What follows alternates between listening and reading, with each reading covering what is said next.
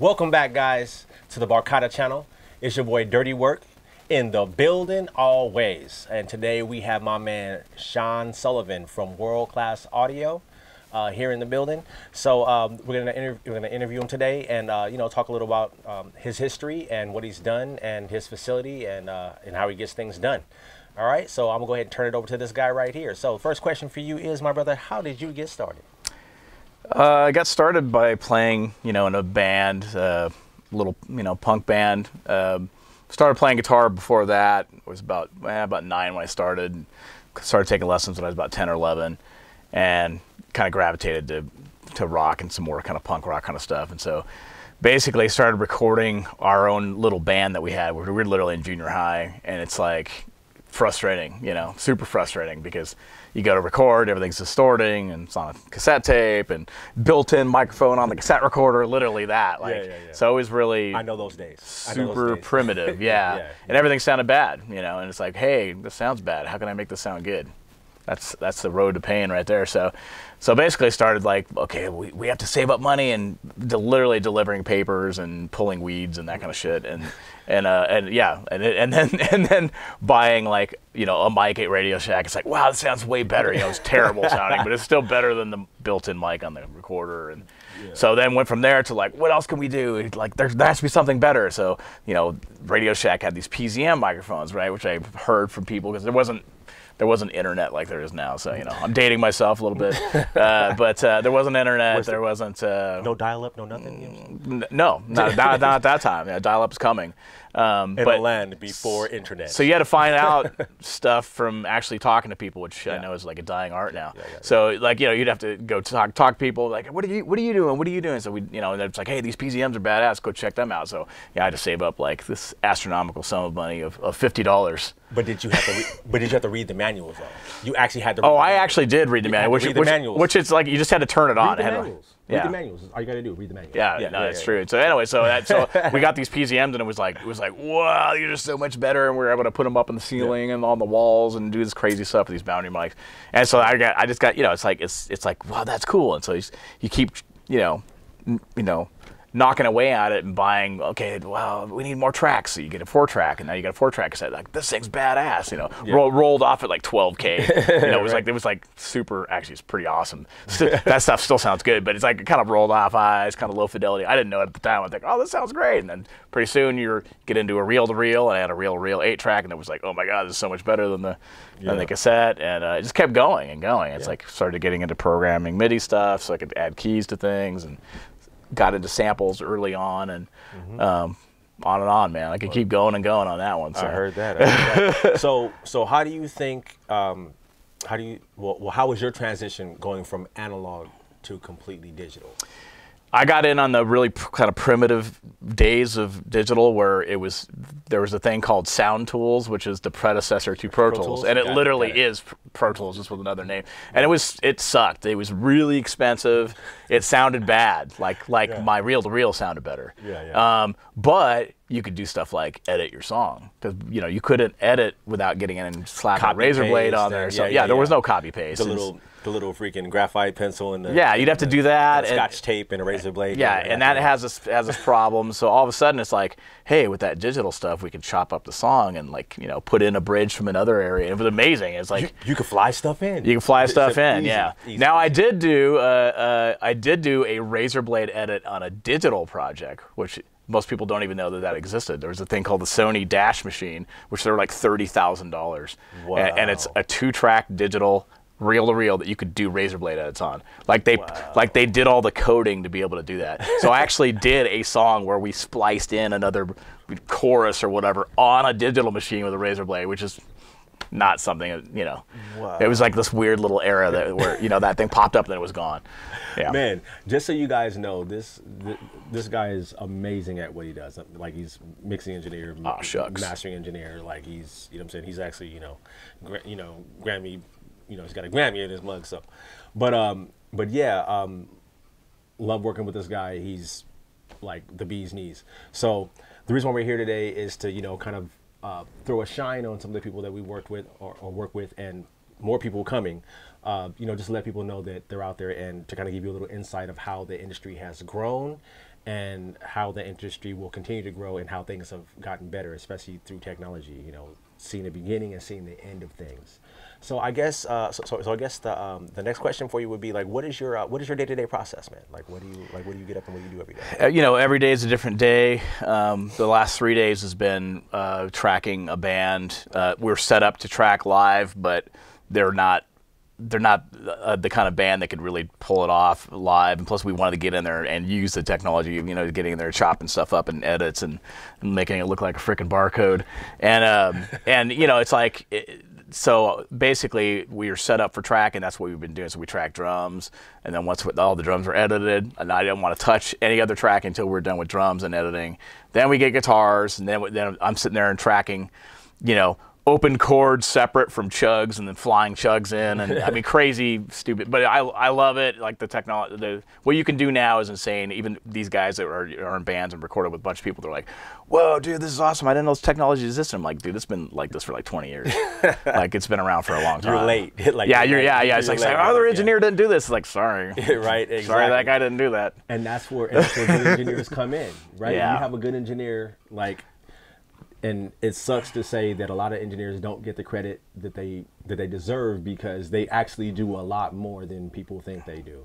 So you know, producers produce, but engineers actually come in and sometimes correct a lot of mistakes that you know the producers may make. But you know, so all you mix engineers out there that are really good at what you do, I commend you. Salute to you. Right, salute to you. So actually, in a second, we're gonna walk you through this place because this place is actually pretty huge. Right, so we'll probably cut and then take it from outside to the inside, so you can kind of see, you know, see what we see.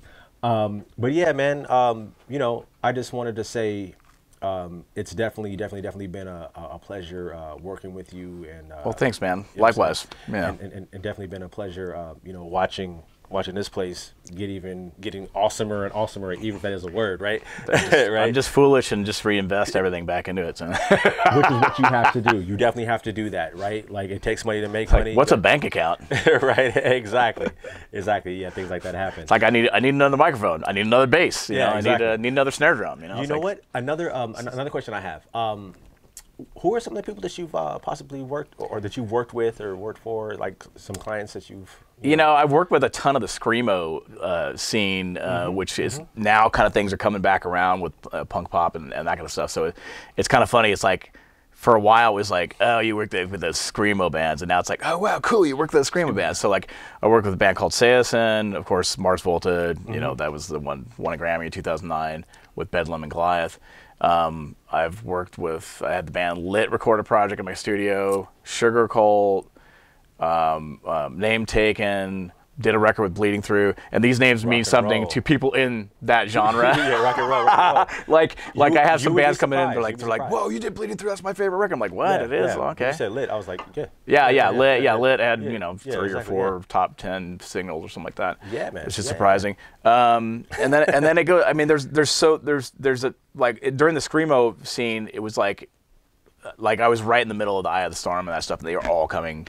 Almost all of them were coming to my studio at that time, which was amazing. So, Atreyu, it goes on and on and on. Yeah, Atreyu, which I actually ended up singing on a song that they were doing, and I thought it was like some B-side cover of Shot Through the Heart. It ended up being on Mr. and Mrs. Smith soundtrack, which is funny. Dope. Because like I sang all the high parts, and then it's like I was watching the movie and I heard the song come, and I'm like, hey, and like you can actually hear like Bo mixed my high parts super loud. So you never know.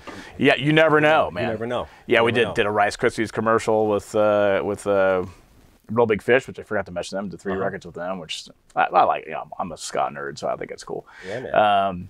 And then it goes, you know, there's a whole bunch of other great bands, and sorry I'm the ones I'm not mentioning, but there's so many good ones, and exactly, you know, but it's like my favorite client or my best client is the one I got rolling in, and the one I'm dealing with day to day, and I treat everybody the same, and you know, whether it's you know, high end client, yeah, there's a little extra buzz when you're working with somebody that's, you know, people are asking for their autographs, which is actually really just one of them, which is Mars. Actually.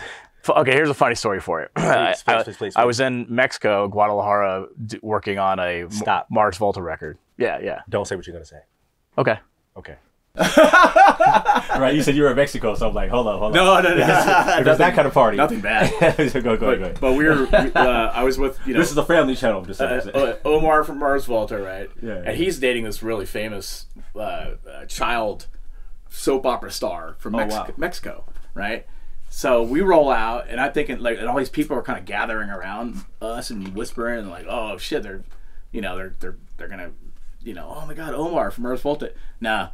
No one even came up to him. They're all going after her and asked for her. I love you so much, I don't even know how to say her name right. Hamina, I think. Wow. Yeah. So she's like a star in her own right. She was nominated for the Grammy the same year they were, which is funny. So we had anyway. So it was a funny story of going out with the guy. The guy that is in a more famous band, and then his girlfriend's like way more famous than him, and he was kind of like this sucks. He was kind of like. Yeah. I don't think he was super stoked about it. yeah. I mean, I don't think I would be either. Yeah. But it was pretty cool. So. Especially if people run up on my girl like that. We had a card. Yeah, no, they're all real respectful about it. But we had a cardboard sign on the house on the front door that says Casa de Grammy because they're both at the same time. It was like dope. Lightning in a bottle, Because I think it's to my knowledge that was the only time either one of them had been, or at least the first time they'd ever been nominated. So yeah, that was cool. That is super cool, man. And it's surprising they won. So surprised us all. Yeah. Well, we're going to wrap this part up. I'm just saying, thank you to my man. You know what I'm saying? I got a question. Oh, what's up, bro? What kind of advice would you give to the youth that want to get to at least to your level of your expertise? Well, hopefully you go way past my level, but supersede. Yeah, go supersede me. But probably it's gonna be a lot. Unless I know a few people that have just like slipped into like this really cool thing and they just start working on big projects, but they're like one out of like thousands. Yeah. But the other people, the rest of us, I call us, is you got to work as hard as you got to work to get there, and harder. It's going to be harder than you think it is. It's going to be tougher than you think it is. You got to how do I say this? You got to have thick skin a little bit, because if you have thin skin, you're not going to get past the door, because people are going to fuck with you. And bands, that's part of like the camaraderie of bands is you like everybody's hazing each other, and it's like you got to have a little thicker skin than like rice paper, basically. Like, so just let stuff slide right off your back, and give them a little shit back and have some fun. Don't be mean, and get in there and work super hard. And nobody owes you shit, and nobody's gonna give you shit. You need to earn it, and unless you're lucky and you're born with a silver spoon in your mouth, if you are, then that's great. We'll all be jealous of you, but everybody else has got to work for it. So and read the manuals. Actually, read the manuals. That's a huge thing. It's a big thing. Yeah, read the manuals. Exactly. Watching all these channels of these experts is great, and you're going to pick up a lot of tips. But nothing replaces you doing the work and doing the research yourself and double checking, man. Somebody says, "Oh, this DB at this da da da da da da da." Go on the manual and check it out. Ask questions. Go up on the forums and ask questions. There you go. That's it. Yeah. Going to be harder than you thought. Yeah. Work harder than you thought. Keep going. Nobody owes you anything, and keep moving forward. Smarter than the next man. Don't take no for an answer. Never take, and don't take any wooden nickels. You might be half as smart as the next man, but you might work 3 times harder, and you might get it anyway. So that's another thing. Exactly. Well, on that note, you know what I'm saying, we are definitely about to say goodbye to all our YouTube friends, right? And actually, stay tuned for the tour, because it's about to go down. This place is amazing. You probably have seen, but probably have not seen anything like this. So please stick around. We love you guys. Thank you again for tuning in. You know what I'm saying? It's your boy Dirty Work in the building, and your boy Mark Lawrence right behind the camera. My man Sean Sullivan. There it is. Once again. Spirit fingers. And we'll see you probably tomorrow.